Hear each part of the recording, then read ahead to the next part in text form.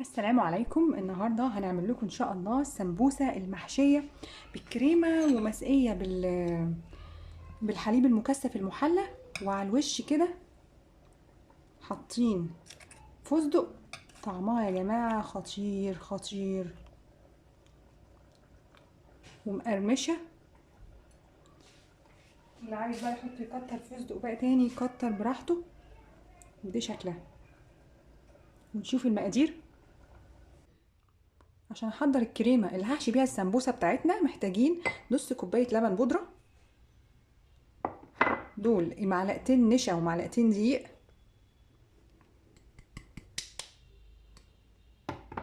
وده المفروض نص لتر ميه. بصوا يا جماعه، لو انتم مش عايزين لبن بودره عشان متبقاش مكلفه ممكن تحطوا نص لتر لبن عادي، بس هو اللبن البودره بيدي طعم حلو. ومش هحط سكر كتير، هما معلقتين بس سكر، لان ايه هنسقيها حليب مكثف، والحليب المكثف بيبقى مسكر قوي. وهقلب الخليط بتاعنا كده على البارد، وبعد كده هنرفعه على النار. الفانيليا بتبقى في الاخر بعد ما داب. نرفع الخليط ده بقى على النار لحد ما يتقل. هفضل اقلب فيها كده، ما تسيبيش ايدك منها خالص عشان ما تكلكعش لحد ما تتقل. هي بتبقى تقيله شويه يا جماعه المهلبيه.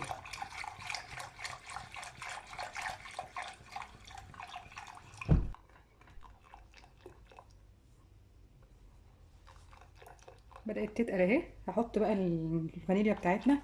اللي بيحب بقى ميه الزهر وميه الورد والحاجات دي يضيف. انا عايزاها تتقل خالص.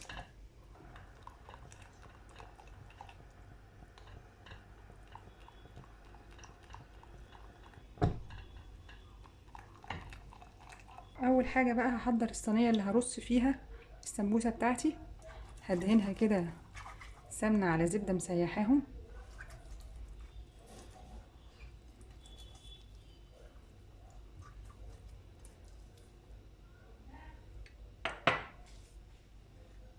وبعد كده هجيب السمبوسه بتاعتي زي ما انتوا شايفين كده، واخد منها ورقه. مش هدهنها دلوقتي خالص، هي رقيقه. يا ريت تبقى السمبوسه من الرقيقه دي في ايه، في الخلط، في الطريقه دي، مش السمبوسه التخينه. وادي الكريمه بتاعتي جمدت. هي المفروض تجمد اكتر من كده كمان عشان ايه ما تغلبنيش. انزل الخلطه بتاعتي افردها كده على السمبوسيه،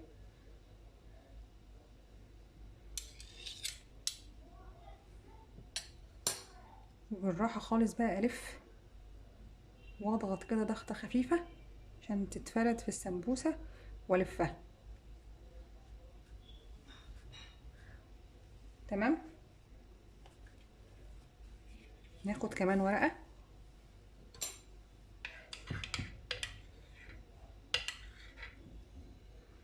لو اتبقت كريمه ولا حاجه بتتعان بقى تحشيه، حطيها في كنافه، تعملي بيها تحشيها في قطايف، بتبقى تحفه.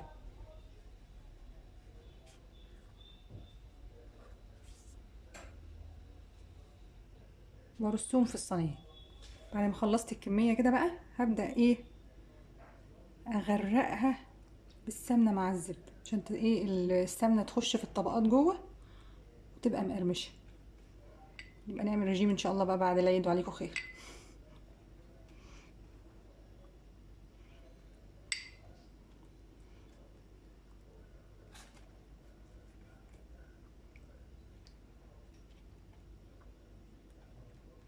اللي عايز يقلل السمنه براحته.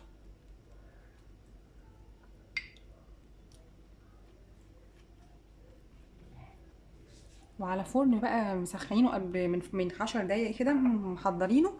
الرف نحط الشبكه في اقرب رف للفرن من تحت، ونسيبها لحد ما تتحمر من تحت. وما تتحمر من تحت اطلعها ايه تاخد لون من فوق. دي شكلها بقى بعد ما طلع من الفرن.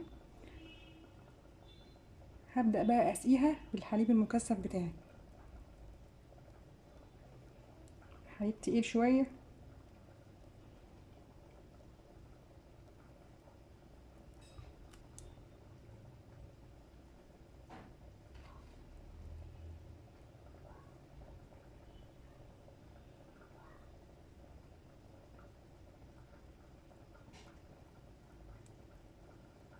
ما تتاكلش اللي هي بارده.